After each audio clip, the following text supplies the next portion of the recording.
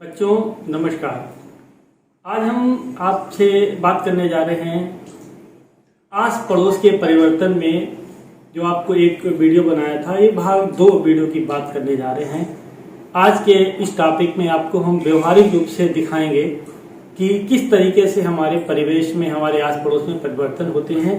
तो इस आज के वीडियो में रहेगा भौतिक एवं रासायनिक परिवर्तन, नियंत्रित एवं अनियंत्रित परिवर्तन, जटिल एवं सरल परिवर्तन, प्राकृतिक एवं कृत्रिम परिवर्तन, जो इसका शेष भाग है। आज का वीडियो बहुत उपयोगी होगा कंपटीशन एग्जाम के लिए भी और जूनियर और कक्षा हाई स्कूल तक के छात्रों के लिए, क्योंकि पूरा प्रयोग आधारित ये वीडियो है। ठीक है, शुरू करते हैं हम। आज का नंबर 1 बताने जा रहे हैं आपको भौतिक परिवर्तन। भौतिक परिवर्तन क्या होते हैं? भौतिक परिवर्तन को समझें। कोई भी बदलाव, कोई भी चेंजेस जब आता है और जिस कारक से आता है, जिसकी वजह से आता है, अगर वो कारक हटा लिया जाए और वस्तु वो पुनः उसी अवस्था में वापस आ जाए, तो ऐसे परिवर्तन को कहते हैं भौतिक परिवर्तन। देखिए, भौतिक परिवर्तन का मैं एक आपके सामने उदाहरण करने जा रहा हूँ। ये हाथ में मेरे एक स्टिक लोहे की है, इसमें आप देख रहे हैं। इसमें अगर बल लगा दूं, इस तरीके से दोनों दाब देता हूं, तो इस तरीके से ये तिरछी हो रही है। तो जैसे इसे हटा देते वैसे सीधी हो जाती है। जैसे इसे किया तिरछी हो गई और ऐसे हटाया सीधी हो गई। जब तक इसमें कोई कारक काम कर रहा है तब तक इसमें बदलाव है, और कारक हटते ही बदलाव समाप्त हो जाता है। आप लोगों ने देखा होगा, कई बार आप देखते हैं क्लिप या रबर, एक रबर बैंड लेते हैं। जैसे रबर बैंड मेरे हाथ में है, इस रबर बैंड को ऐसे छोड़ते हैं तो इसका शेप है। अब एक गोल शेप से लंबी शेप, अगर इसमें हमने बल लगा दिया तो बल लगाने से क्या होता है, इसकी शेप में चेंज हो गया और इस तरीके से लंबी हो गई। तो इसमें ये कौन सा परिवर्तन है? ये भौतिक परिवर्तन है, क्योंकि कारक हटते ही इसकी पुनः अवस्था में वापस आ जाती है। इसे समझते हैं। ऐसे ही बर्फ का जमना, आपने देखा होगा फ्रिज में, घरों में बर्फ रखते हो आप, तो बर्फ में क्या होता है, बर्फ फ्रिज में जम जाती है, क्योंकि ठंडक मिलने के बाद में बर्फ जमी है। तो बर्फ जम गई और जैसे ही बर्फ को आप बाहर छोड़ देंगे तो क्या होता है, बर्फ पुनः पिघलने लगती है, बर्फ पिघल जाती है बर्फ। तो इस परिवर्तन को क्या कहेंगे? भौतिक परिवर्तन। अर्थात फिर से बर्फ आपने निकाल के गर्मी में रख दी या सामान्य ताप पर रख दी तो बर्फ पुनः पानी में बदल गई, और पानी को आपने फ्रिज में रख दिया तो पुनः वो बर्फ में बदल गया। ये हमारे जो बता रहा हूँ ये सब भौतिक परिवर्तन के उदाहरण है। एक उदाहरण देता हूँ। जैसे आप देखिए, गुब्बारा मेरे हाथ में है। इस गुब्बारे की शेप आप देख रहे हैं। अगर मैं इस गुब्बारे को इस तरीके से कोई शेप में बदलाव लाऊं, इस तरीके से, तो ये बाह्य कारक है। कारक जब तक लगा इसके शेप में बदलाव है, और कारक हटते ही पुनः उसी आकृति में पहुंच रहा है। तो इसे भी हम क्या कहेंगे? ये इसका भौतिक परिवर्तन है। रासायनिक परिवर्तन क्या होता है? रासायनिक परिवर्तन जो होता है उसमें बदलाव होने पे उसकी रासायनिक संरचना में ऐसा बदलाव आ जाता है कि वो पुनः उस अवस्था में नहीं आ सकता। एक संदेह बच्चों में होता है कि क्या पानी में नमक का घुलना या पानी में चीनी का घुलना कैसा परिवर्तन है? भौतिक परिवर्तन है या रासायनिक परिवर्तन?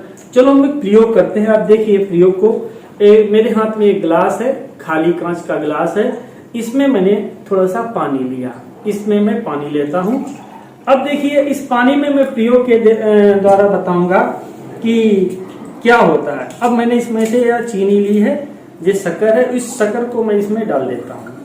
अब शक्कर डाल के अगर आप इस तरीके से इसे हिला देते हैं, अभी आप देख रहे हैं शक्कर इसकी तली में नाच रही है, और थोड़े समय बाद इसको अगर हिला देंगे हम, थोड़ा सा समय लगे, देखिए इसमें आप शक्कर घुल गई है।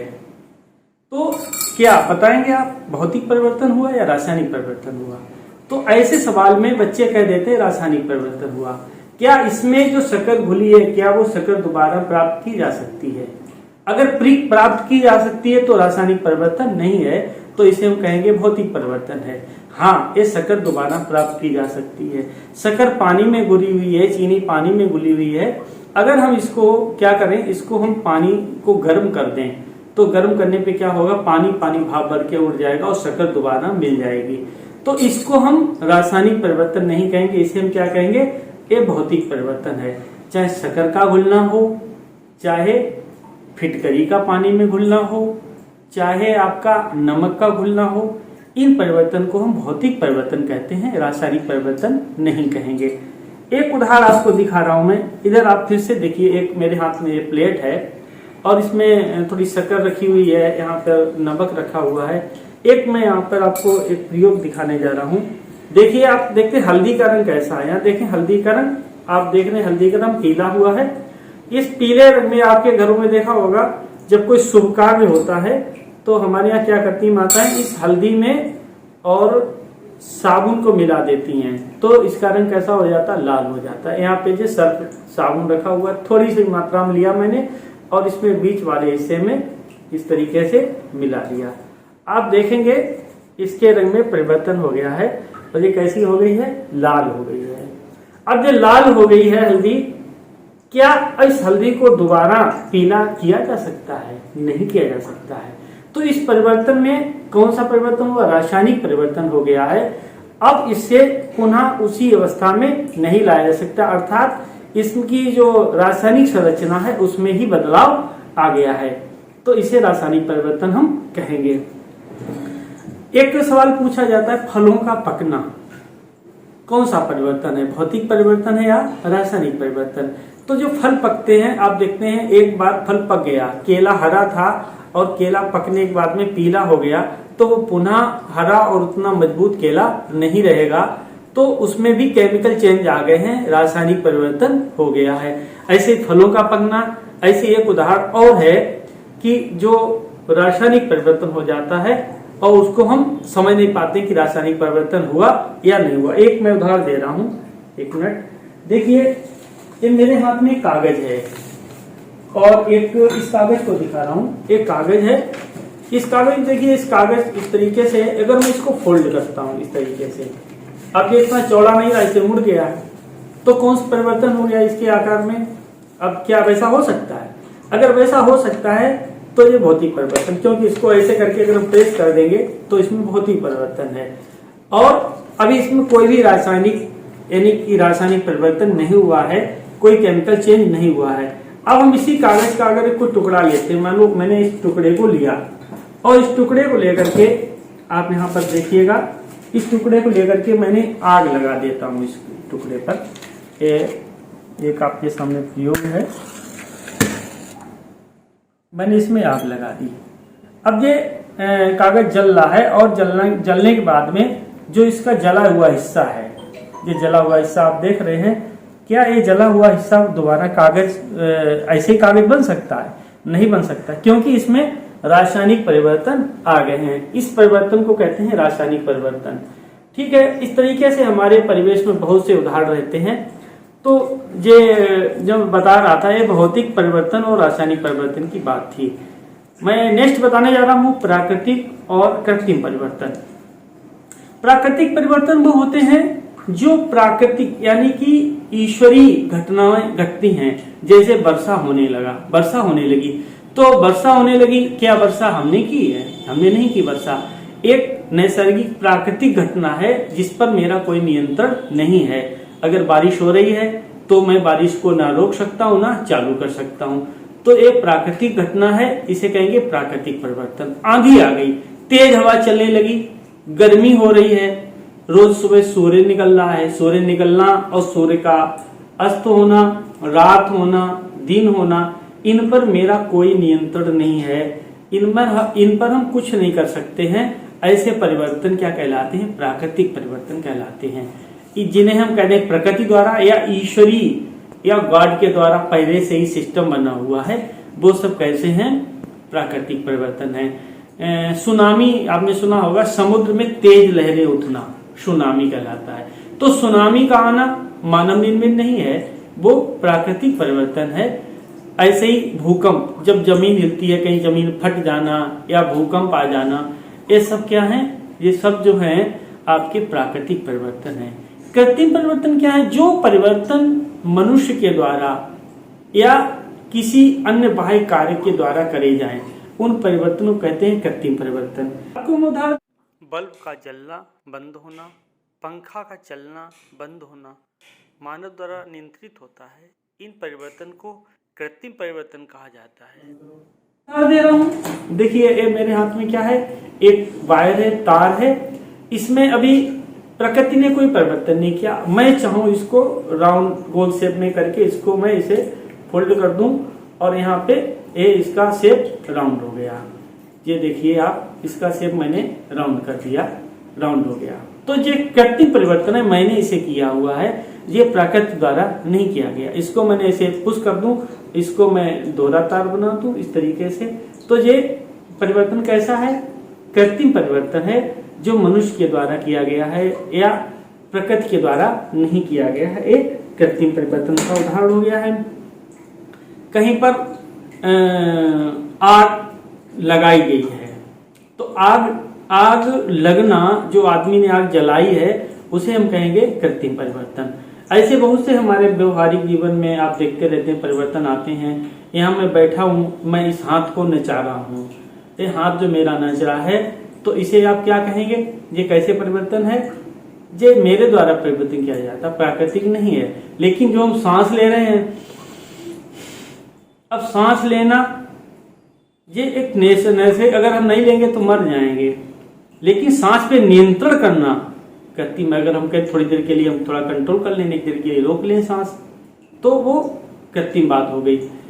अगला परिवर्तन बताने जा रहा हूं मैं, तीसरा नियंत्रित और अनियंत्रित परिवर्तन। इसी क्रम में मैं जोड़ रहा हूं। जो कंडीशन, जो परिवर्तन हमारे नियंत्रण में है उन्हें हम कहेंगे नियंत्रित परिवर्तन।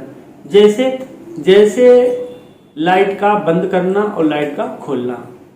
आप पंखा चलाएंगे, बटन दाबा, पंखा चलने लगा, तो तुम्हारे अधिकार में है, तुम उसे कंट्रोल कर सकते हो। पंखा की स्पीड तेज कर सकते हो, पंखा धीमा कर सकते हो, बटन से बल्ब को बंद कर सकते हो, उसे चालू कर सकते हो। अभी मैं बताना था हाथ हिलाने की बात। अब मेरे हाथ को हिलना देखिए, अब ये मेरे नियंत्रण में, मैं इसको चाहे इतने धीरे धीरे करूं, इतने धीरे धीरे, चाहे मैं बहुत तेजी से करूं, तो ये परिवर्तन मेरे हाथ में, मेरे बस में है। इसे हम क्या कहेंगे, कैसा परिवर्तन है, ये परिवर्तन जो है आपका नियंत्रित परिवर्तन है, इस पे मेरा नियंत्रण है। कहीं तूफान आना या आंधी आना, इन पे मेरा बस नहीं है। आंधी आ गई, कहीं तेजी से हवा चल गई, तो क्या मैं उसे रोक सकता हूँ, नहीं रोक सकता हूँ। तो ये जब नहीं रोक सकते, जो प्राकृतिक घटना हो गई और बड़ी तेजी से उसमें बदलाव हो गया, जिसको मैं कंट्रोल नहीं कर सकता हूँ, वो अनियंत्रित परिवर्तन है।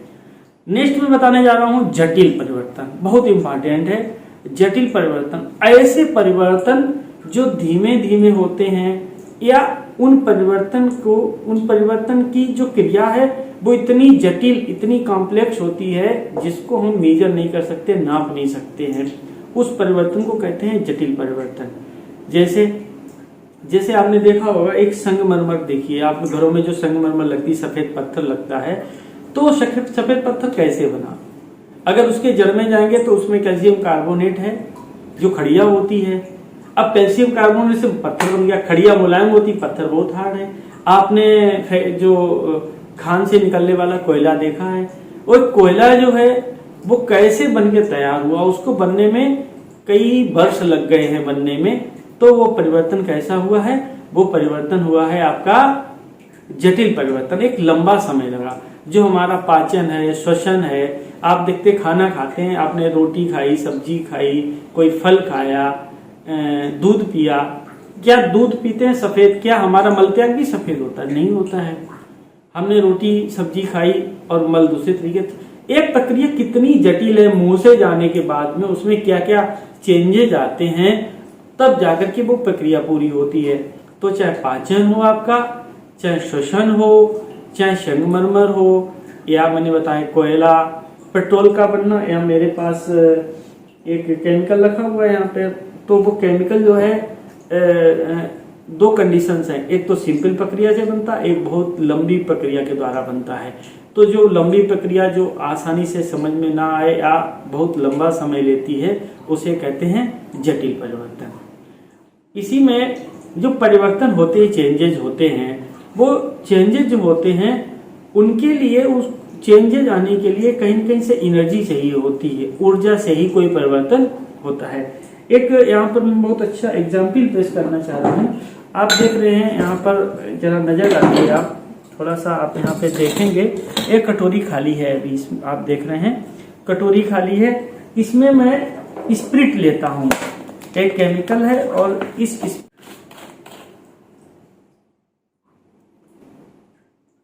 स्प्रिट मैंने इसमें ली है। अब मैं इस स्प्रिट को आग लगा देता हूँ।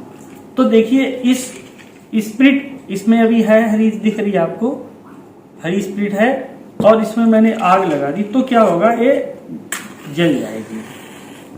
ये देखो इसके अंदर लग गई आग, दिख आपको चाहे इसमें फ्लेम दिख रही हो, देखो फ्लेम आ रही है इसमें, इसके अंदर एक चेंजेज आ रहा है, एक परिवर्तन आ रहा है। अगर मैं इसको यहाँ पे रख देता हूँ तो देखिए जल गई, ऊष्मा पाकर के ये स्प्रिट अपना रूप बदल देती है, जो लिक्विड था लिक्विड जल करके गैस अवस्था में परिवर्तित हो जाएगा।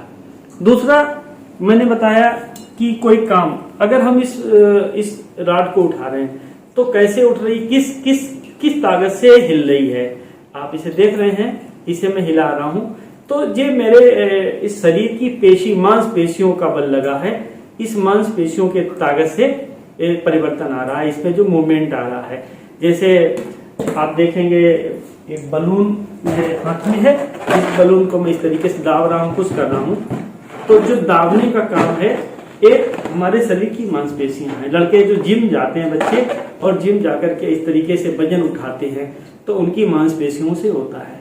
आप साइकिल चलाते हैं तो साइकिल का चलाना हमारे पैर की मांसपेशियों का वहां पर उपयोग होता है, और वो साइकिल हम, यानी कि जो बदलाव आया है, जो परिवर्तन आया है, वो किससे आया है, हमारे जो पेशी ऊर्जा है, पेशी ऊर्जा, यांत्रिक ऊर्जा बदली है यहाँ पर, तो वो परिवर्तन के लिए क्या है, हमारी मांसपेशियों ने काम किया। यहाँ पर जो मैं बता रहा था, देखो इसको जलाने का काम था और जल गया, इसमें अब लिक्विड नहीं बचा है, तो इसके लिए ऊष्मा की जरूरत थी। आप देखते हैं जो सौर ऊर्जा है, सौर ऊर्जा से हम लोग खाना बना लेते हैं, सौर ऊर्जा से बैटरी चार्ज करके विद्युत जला ली जाती है, पंखे चला लेते हैं। तो सोलर कुकर में जो खाना बनता है, तो उस खाना को पकाने में जो परिवर्तन आया, कच्चा खाने से पक्का खाना बना, तो इसमें जो बदलाव आया, जो परिवर्तन आया है, कच्चे से पक्का खाना है, इसके लिए ऊर्जा कहां से आई, वो सोलर ऊर्जा है, सूर्य से प्राप्त ऊर्जा है। तो इस तरीके से इस पार्ट 2 में मैंने आपको बताया भौतिक एवं रासायनिक परिवर्तन कैसे होते हैं, यांत्रिक और यानी कि नियंत्रित और अनियंत्रित परिवर्तन क्या हैं, जटिल और सरल परिवर्तन क्या हैं। इस तरीके से हमारे व्यवहारिक जीवन में जो हमारे आस पड़ोस में होने वाले परिवर्तन हैं उनको समझाने की कोशिश की है। इसके अलावा जो मैंने यहाँ पर उदाहरण दिए, लाखों परिवर्तन होते रहते हैं, हमारा विजन, नजरिया होना चाहिए, उन्हें देख सकें और समझ सकें कि वो परिवर्तन कैसा और कब हो रहा है। Thank you.